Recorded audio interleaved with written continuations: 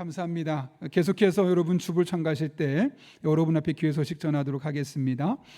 오늘 지금 잠깐 보셨던 것처럼 한가족 환영식을 11분이 오늘 하시게 됐는데요. 1부부터 3분까지 다양하게 예배 3번 다 하게 되었습니다. 우리 교회 한가족으로 오신 분들이 잘 정착하실 수 있도록 즐겁게 신앙생활 할 수 있도록 여러분과 함께 마음을 모아주시기를 부탁드리고요. 돌아오는 토요일은 8월 달에 시작하면서 월세금으로 드리게 됩니다. 첫날 기도 제목을 모아서 하나님께 이 한 달 이렇게 지켜주십시오, 그렇게 나아가려고 합니다.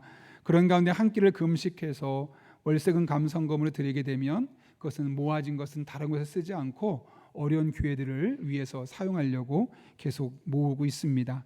여러분 함께 기도하며 또 첫째 주 새벽기도 참석해 주시길 바라고요. 오이코스 부리더 교육이 오늘 2시부터 4시 사이에 대예배실에서 있습니다. 부리더 분을 꼭 참석해 주시길 부탁드립니다. 강영장학회에서 하반기 장학금 수여식을 합니다. 여러분들이 월 10,000원씩 이렇게 장학헌금 해주신 것이 모아져서 상반기 하반기 1년에 2번에 걸쳐서 어려운 이웃, 우리 교회 아이들도 몇 명 있긴 하지만 대부분 교회 밖에 있는 아이들을 우리가 섬기면서 그렇게 하려고 하고 있습니다. 함께 기도해 주시길 부탁드리고요. 다음 세대를 위한 울타리 기도 프로젝트를 저희가 가지려 합니다. 정말 다음 세대가 숫자로 줄어들지만 믿음을 지키기 어려운 세대를 살아가고 있습니다. 그래서 우리 아이들을 위한 집중적인 기도가 필요하고 9월 달부터 12월 달까지 먼저 올해 진행하려고 하는데, 그런 가운데 먼저 항존 직분자들을 중심으로 올해 한번 하려고 하고요. 부장단과 함께 8월 11일 3부 예배 후에 제가 한 5분에서 10분 사이에 이렇게 하려고 합니다 하고 설명을 드리고, 시행은 9월 달부터 진행할 계획을 갖고 있습니다. 그때 꼭 참석해 주셔서 더 좋은 아이디어 있으면 말씀해 주시면 되겠습니다. 교회학교 여름 사역을 위해서 기도해 주시고 수고해 주시고 헌신하신 여러분 한 분 한 분 감사합니다. 영아부, 유치부, 아동부가 은혜 가운데 애들 즐겁게 잘 끝났습니다. 그리고 어제까지도 이틀 동안 물놀이가 있었는데 많은 또 지역의 아이들과 우리 아이들이 와서 교회 마당에서 즐거운 시간을 보낼 수 있었습니다.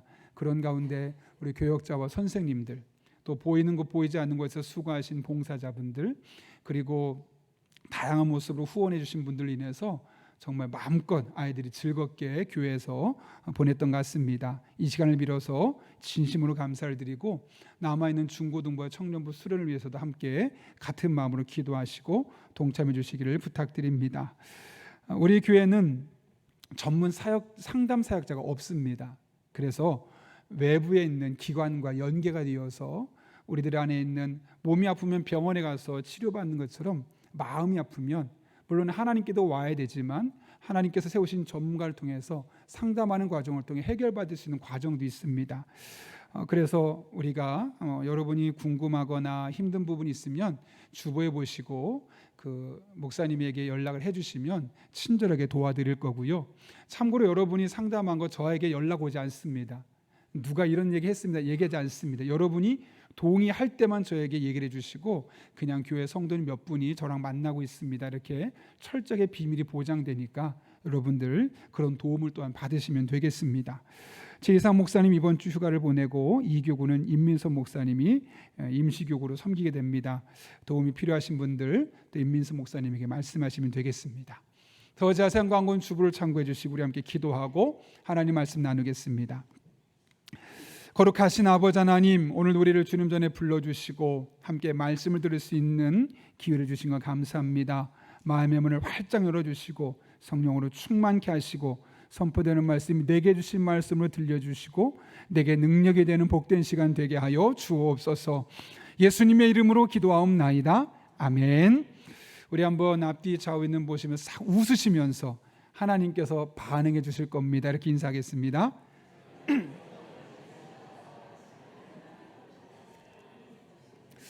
여러분 반응 괜찮았습니까? 예.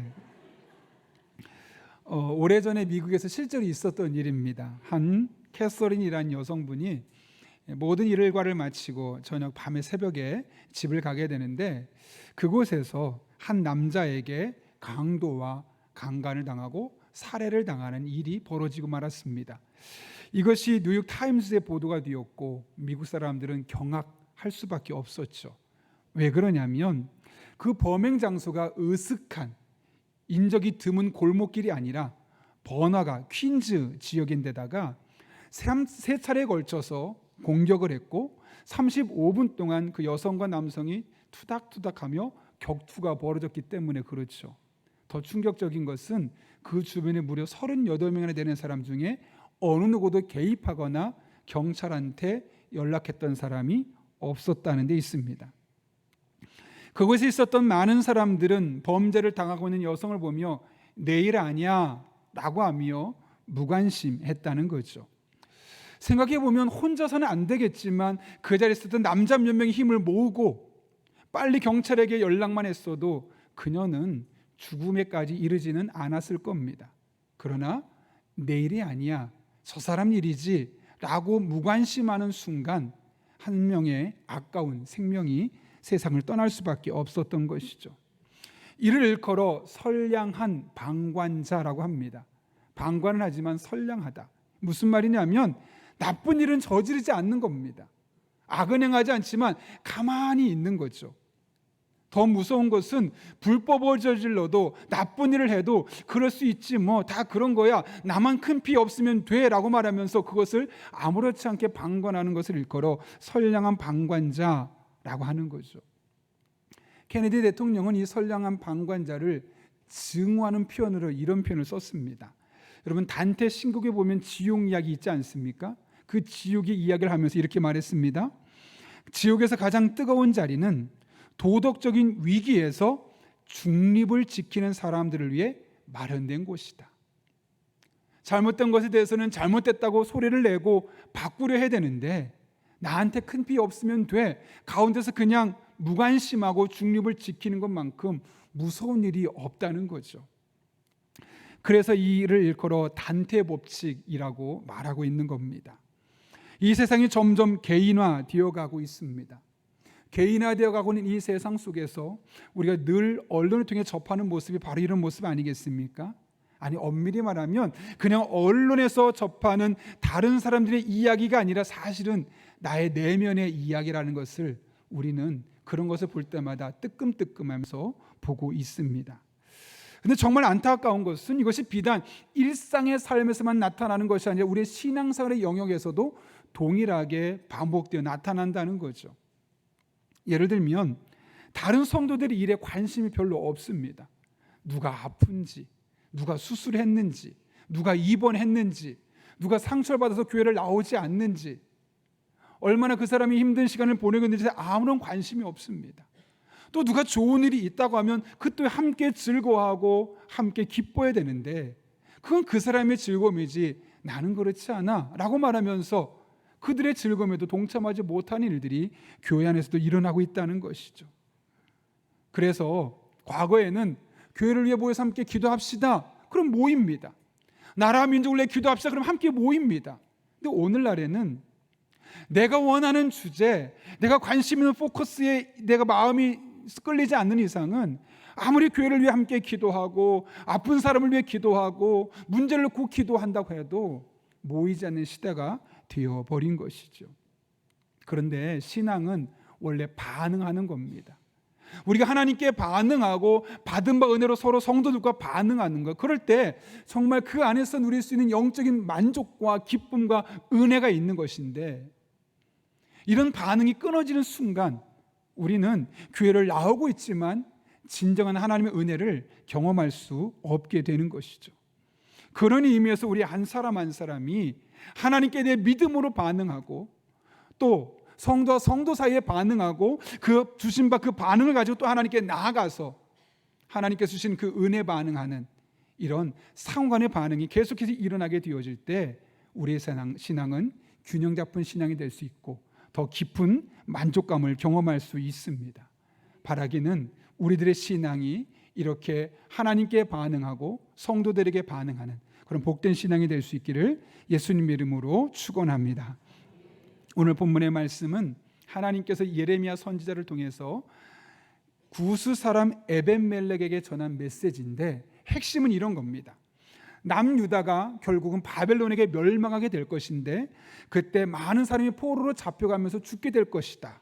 그런데 그런 와중에도 에벤멜렉이라는 사람만큼은 절대로 죽지 않고 내가 살려주겠다라는 것이 오늘 본문의 핵심이죠. 오늘 17절과 18절의 말씀이 그런 말씀이죠. 보십시오. 여호와의 말씀이니라 내가 그날에 너를 구원하리니 내가 그 두려워하는 사람들의 손에 넘겨지지 아니하리라. 내가 반드시 너를 구원할 것인즉 내가 칼에 죽지 아니하고 내가 노량물같이 내 목숨을 얻을 것이니. 하나님은 무려 2번에 걸쳐서 내가 너를 구원하겠다라고 말씀하시고 18절에서는 반드시 구원하겠다라고 말씀하십니다. 강조하고 있는 겁니다. 여러분, 이 말을 들었을 때 에벤멜렉이 어떤 마음이었을까요? 그냥 남들에게 하는 이야기처럼 들었을까? 아니면 마음에 깊은 감동과 감격이 있었을까요? 가장 첫 번째 반응은 깜짝 놀랐을 겁니다. 왜냐하면 당시 하나님의 자녀들이라 일컬었던 이스라엘 백성들, 그 수많은 남유다 사람들이 강대국 바벨론에게 정복을 당하고 포로로 잡혀가고 죽임을 당했습니다. 심지어는 시드기야 왕의 아들들도 죽였고요, 고고한 자들을 다 죽였습니다. 시드기야는 2눈을 뽑아서 포로로 끌고 갔습니다. 그런데 그런 와중에 내가 에벤멜렉만큼은 결코 죽지 아니하도록 보호해 주겠다라고 말씀하시니 이 에벨멜렉의 마음에 얼마나 놀랍고 감동했겠습니까? 도대체 그가 어떤 사람에게 하나님은 그에게 영적인 특혜를 주셨을까? 오늘 본문 16절 말씀 보면 그 에벤멜렉의 신분에 대해서 이렇게 말합니다. 너는 가서 구스인 에벤멜렉에게. 이 구스라는 이야기가 뭐냐면 이방 사람이라는 것을 의미하죠. 고대로부터 오늘날까지 구스는 에티오피아에 거주하던 아프리카 흑인들을 일컫는 표현이었습니다. 그러니까 그는 이방인입니다. 중요한 것은 이스라엘 사람들이 이방인을 어떻게 보고 있느냐라는 것이죠. 민수기 12장에 가게 되면 모세가 구스 여인을 아내로 맞이합니다. 그랬더니 그의 형과 누나였던 아론과 미리암이 그를 비방했다고 합니다. 그럴 정도로 그 당시에 이방인에 대해서 대적했고 이방인에 대해서 적대적인 감정을 갖고 있었고 심지어는 상종도 하지 않는 것이 그들의 일반적인 감정이었습니다. 그런데 오늘 본문을 보게 되면 이 에벤멜렉이라는 사람이 바로 구스인이라고 말하는 거죠. 그 또한 이방인이라는 겁니다. 그러면 하나님이 그를 배척하고 그에게 은혜를 베푸시면 안 되는데 오늘 본문에서는 유다 사람이 다 죽어도 너만은 내가 살려줄게, 걱정하지 마, 2번에 걸쳐서 강조하고 있는 것이죠. 도대체 이렇게 하는 이유가 무엇 때문일까? 오늘 보면 18절 후반절에 이렇게 기록되어 있어요. 이건 같이 한번 읽겠습니다. 시작. 내가 반드시 너를 구원할 것인즉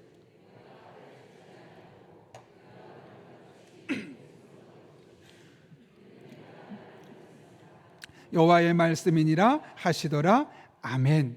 왜 아멜렉을 살려주신다고 말씀하셨어요? 네가 나를 믿었기 때문이다. 여러분, 사실 하나님 믿은 사람이 아멜멜렉만 있었습니까? 그 당시 얼마나 많은 사람이 하나님 믿었습니까? 그런데 여기서 도대체 어떤 믿음이었기에 많은 사람 다 죽어도 내가 너만큼은 살려줄게, 너는 꼭 살아있어야 돼 라고 말씀하시며 영적인 특혜를 그에게 베풀으셨을까? 오늘 본문에 그가 가졌던 믿음이 무엇인지는 정확하게 나오지 않아요. 그러나 성경 예레미야에 에벤멜렉이 딱 2번 나오는데 38장에 가게 되면 그의 믿음이 어떤 믿음이었고 왜 하나님이 그의 믿음을 존귀하게 보셨는지를 우리가 알 수 있게 되죠. 에벤멜렉이 가졌던 믿음은 어떤 믿음이었느냐? 오늘 우리가 읽었던 15절부터 18절까지 언제 있느냐를 잘 봐야 되거든요. 좀 어렵습니다, 여러분. 근데 설교가 늘 쉬워서는 안 돼요. 가끔은 딱딱한 음식도 먹어야 되는 것처럼 조금 어려울 필요가 있는데요. 오늘 본문의 말씀 잘 보십시오. 39장이 2개로 나뉘어 있어요.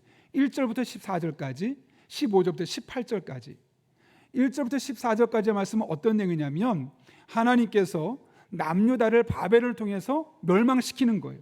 그래서 어떤 사건들이 일어나느냐, 그 결국은 멸망시키고 나서 감옥에 갇혀 있었던 예레미야를 포로에서 회복시켜 주는 거죠. 그래서 14절 보면 이렇게 기록되어 있습니다. 사람을 보내어 예레미야를 감옥들에서 데리고 사반의 손자 아이감의 아들 그레알에게 넘겨서 그의 집으로 데려가게 하매 그가 백성 가운데 사니라. 자유인의 몸이 되었다는 거예요. 그러면 이어지는 말씀은 예레미야를 묘사할 때 어떻게 할까요? 그가 백성 가운데 살고 있었을 때라고 표현해야 되는데 15절은 이상합니다. 어떻게 표현합니까?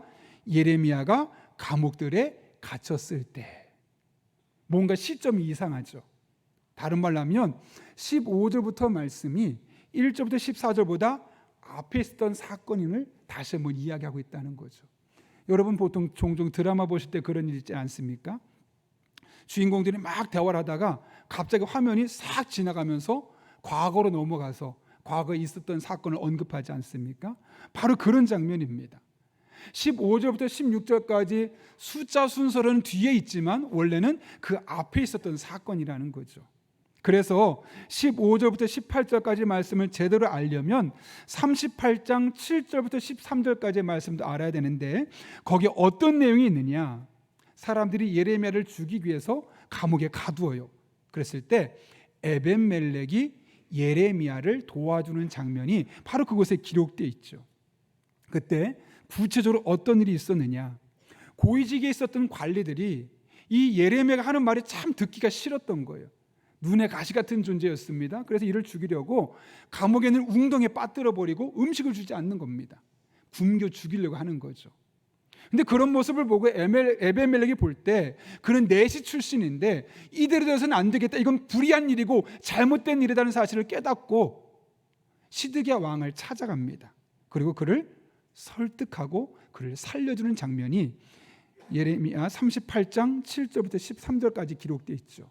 그때 이 에벤멜렉이 왕에게 이런 이야기를 합니다.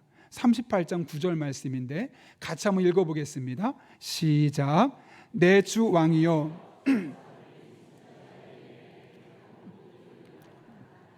성중에 떡이 떨어졌거늘 그들이 그를 구덩이에 던져 넣었으니 그가 거기에서 굶어 죽으리이다. 아멘. 다른 사람들은 이 고위 관리들이 하는 이 나쁜 행동에 대해서 눈을 감고 있었어요.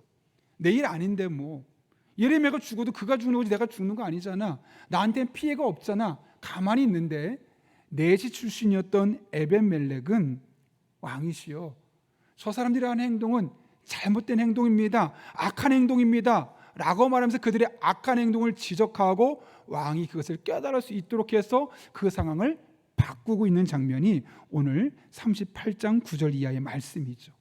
그리고 결국 예레미야는 구출되게 되었던 겁니다. 그리고 오늘 본문에서 하나님께서 이 에벤멜렉의 믿음 때문에 내가 너를 건져줄게 라고 말씀하셨는데 이 38장 9절에 나타난 이 에벤멜렉의 행동이 바로 그의 믿음의 표현이었던 겁니다. 그에게는 어떤 특별한 기적을 일으킨다거나 하나님 어떤 특별한 속성을 붙들고 있었던 그런 것을 믿은 것이 아니라 내가 하나님을 믿는 사람인데 믿는 사람이 있는 내가 이곳에서 어떻게 이런 악이 자행될 수가 있어? 그런 악을 미워하고 정의롭게 살려고 하는 그런 신실한 믿음의 사람이었음을 오늘 본문 우리에게 말씀하고 있는 것이죠. 그리고 하나님은 그런 에벤멜렉의 믿음을 보시고 남자 사람은 다 죽어도 이 사람만은 살려야겠다. 이런 사람만은 살아 있어야 돼 라고 생각해서 그의 믿음을 보시고 그를 살려주고 있는 장면이 오늘 39장에 이어지고 있는 겁니다. 여러분, 이 시대에 우리에게 필요한 믿음이 어떤 믿음일까요? 물론 우리에게 다양한 믿음이 필요하겠죠.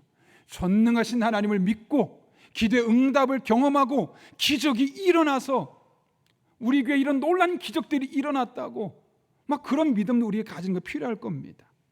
그것이 아니라면 하나님이 내 인생을 끝까지 목자처럼 인도하십니다. 그 목자 되신 하나님을 붙들고 살아가는 믿음도 필요할 겁니다. 아니면 내가 언제 어디서 무엇을 하든 임마누엘의 하나님께서 나와 동행하고 계셔 그런 믿음을 갖고 살아가는 것 꼭 필요한 절대적인 믿음입니다.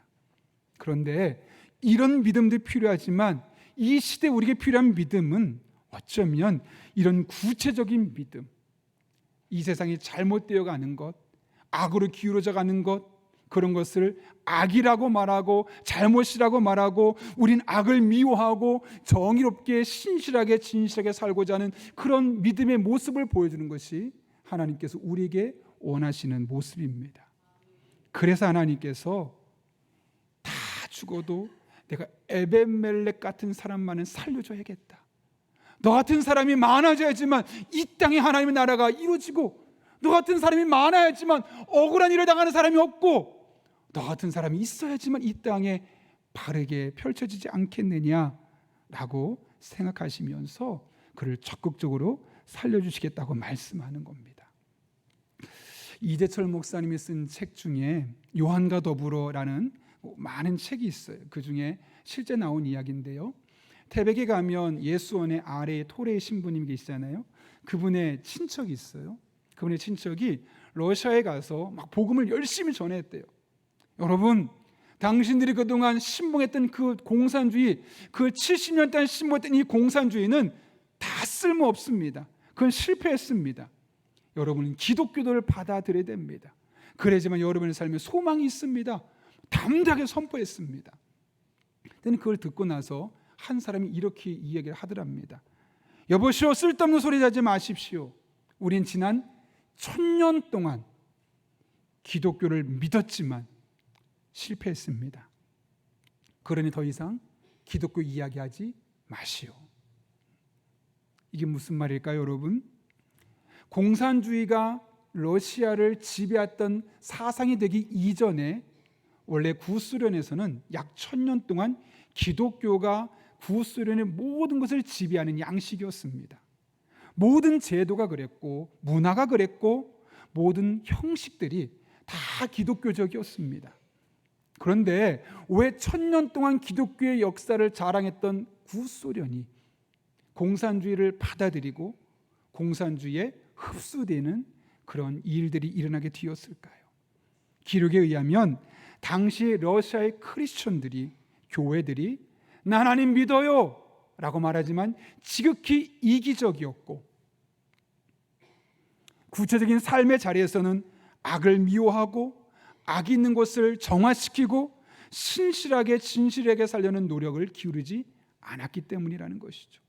나만 잘 살면 돼, 나만 하나님의 복을 받으면 되는 거지 뭐, 나한테 해코지만 안 하면 돼, 문제가 있어도 문제를 지적하지 않냐고, 내가 받은 바 내가 누리고 다른 사람에 나누지 않는 이런 삶이 무려 1000년 동안 러시아 구소련 안에 진행되는 과정을 통해서 기독교도 필요 없다, 오히려 공산주의처럼 함께 나누고 함께 잘 사는 세상이 필요하지 않겠느냐, 그렇게 하면서 기독교가 쇠퇴하고 이제 지배적인 관점에서는 공산주의가 그들의 사상을 지배하게 되었다는 거죠.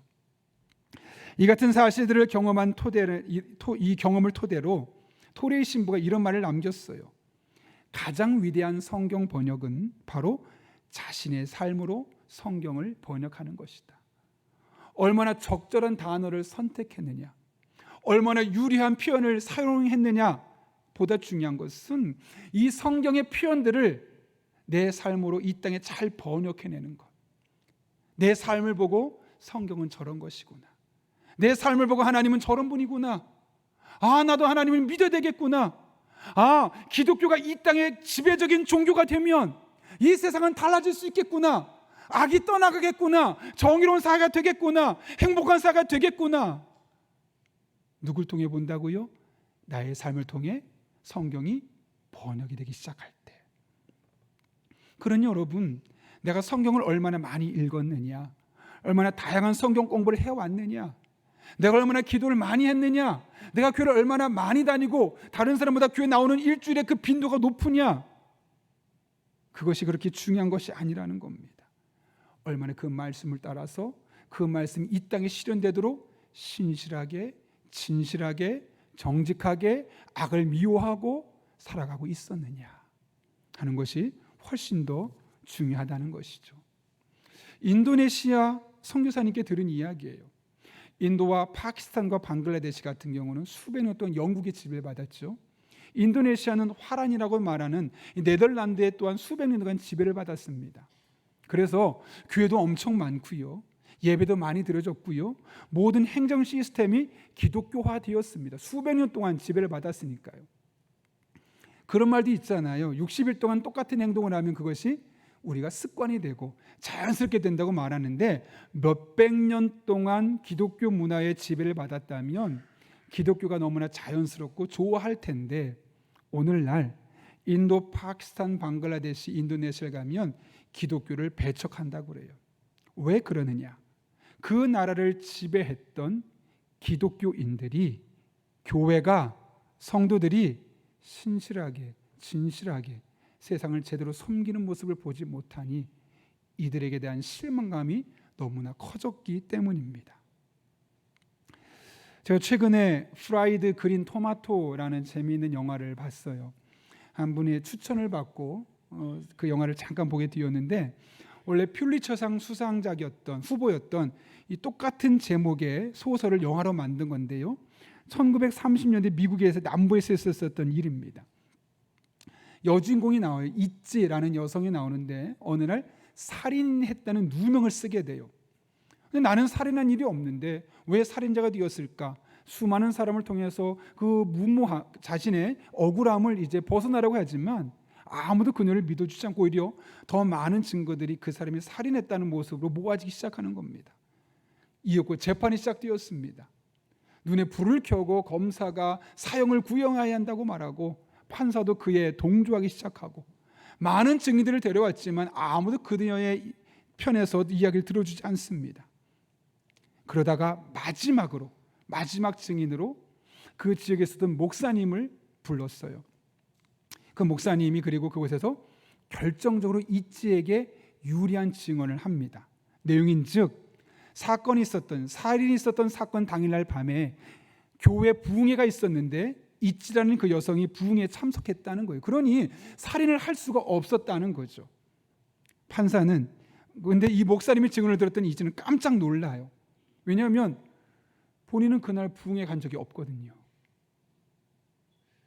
그러나 이찌의 결박을 누구보다 잘 알고 있었던 목사님이 그녀를 살리기 위해서 거짓말을 보탰던 거죠.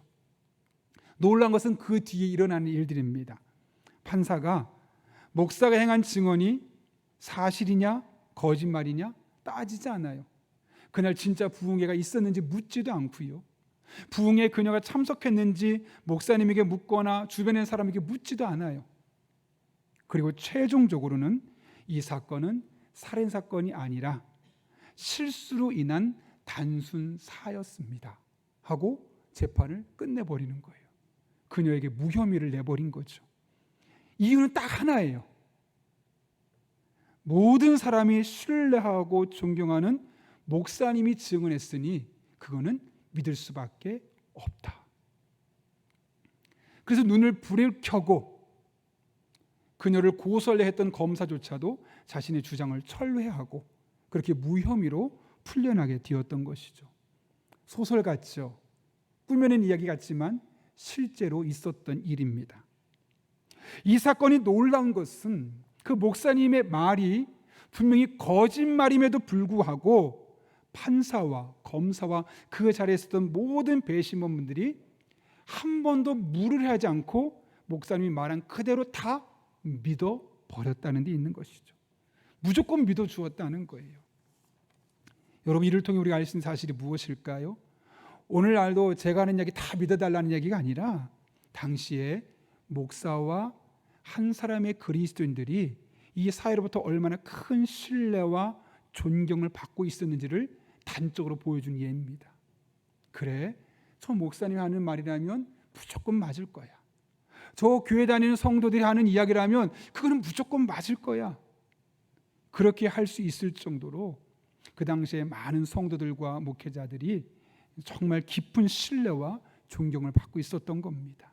그리고 이것은 단순히 그가 목사였기 때문에, 그리스도인이었기 때문이 아니라 평상시 일상의 삶에서 얼마나 신실하고 진실하고 정직한 삶을 추구해 왔는지를 이미 그들이 다 알고 있었기 때문에 그렇다는 것이죠. 여러분, 그 이야기를 들으면서 어떻습니까? 뭐 옛날 이야기지 뭐 라고 끝내버릴까? 아니면 좀 마음에 도전이 되고 기대가 되십니까? 반응이 없네요. 중요한 것은 오늘날은 어떻습니까? 목사도 그리스도인들도 목사가 이야기했다고 해서 그 증언이 참되다 말하지 않는 시대가 되었습니다. 아무리 교회를 20년 30년 다니고 직분이 있다고 한다 할지라도 법원에서 신빙성 있는 증언으로 받아들여지지 않는 시대가 되었습니다. 오히려 기독교를 개독교라 부르고 목사를 먹사라 부르는, 그렇게 조롱하는 일들이 아무렇지 않게 자행되는 시대를 오늘날 우리가 살아가고 있습니다. 그 이유가 무엇 때문이겠습니까? 목사들이, 우리 그리스도인이라고 일컬어지는 우리 성도들이 하나님 앞에 신실하며 진실하며 살지 않았던 것이고, 부조리와 악에 대해서 싸우고 그 문화를 바꾸려 하기보다는 방관하며 나에게만 피해가 없으면 돼 라는 자세로 살아왔기 때문에 어느덧 기독교가 목회자까지 신뢰를 주지 못하는 세상을 우리가 살아가고 있는 것이죠. 성경 말씀에 문제가 있어서가 아니라, 하나님의 능력이 없어서가 아니라, 하나님을 믿는다고 말하지만 정말 믿는 사람처럼 살지 아니하는 우리들의 삶의 양태가 이와 같은 결과를 초래하고 말았던 겁니다. 여러분, 이 시대 그런 의미에서 우리에게 필요한 것이 무엇일까요? 성경 말씀을 우리의 삶으로 이 땅에 번역해내는 거죠. 여러분, 진짜 믿음의 사람으로 살아가는 것이 결코 어려운 게 아닙니다. 큰 기적을 여러분에게 베풀라는 거 아닙니다. 아픈 사람 놓고 안수했더니 그 사람이 나았더라. 갑자기 교회가 수백 명 수천 명 부흥하고 성장했더라. 하나님 저에게 원하는 그것이 아니고 여러분이 원하는 것도 그것이 아닙니다. 우리에게 주어진 일상의 삶에서 너 나 믿니? 그렇다면 믿는 사람처럼 제대로 살아가라. 그걸 원하시는 것이죠. 에벤멜렉이 바로 그런 삶을 살았던 겁니다. 에벤멜렉은 넷이었습니다. 신분적으로 내세울 것이 없었던 사람입니다. 그러나 누가 봐도 이거는 하나님 믿는 내가 볼 때 잘못된 것이니 시드기야 왕에게 찾아가서, 왕이시여, 잘못된 일입니다. 바꾸셔야 합니다. 고치셔야 합니다. 그를 살려야만 합니다. 라고 말했던 그 모습을 보고 하나님이 그를 건지시고 그를 구원해 주셨던 것처럼 우리 또한 큰 능력은 없어도, 많은 일을 감당할 수 없어도 하나님 앞에 이런 모습을 살아간다면 하나님은 우리를 주목하여 보실 것이고 반드시 우리에게 영적인 특혜를 베풀어 주실 것입니다. 여러분, 야고보서에서 야고보가 했던 말을 기억하십니까? 하나님 앞에서 정결하고 더러움이 없는 경건은 곧 고아와 과부를 그 환난 중에 돌보고 또 자기를 지켜 새 속에 물들지 아니하는 그것이니라. 여기 보게 되면 하나님 아버지 앞에서 정결하고 더러움이 없는 경건이 있다 그래요. 다른 말로 하면 정결하지 않고 더러운 경건도 있다는 거예요.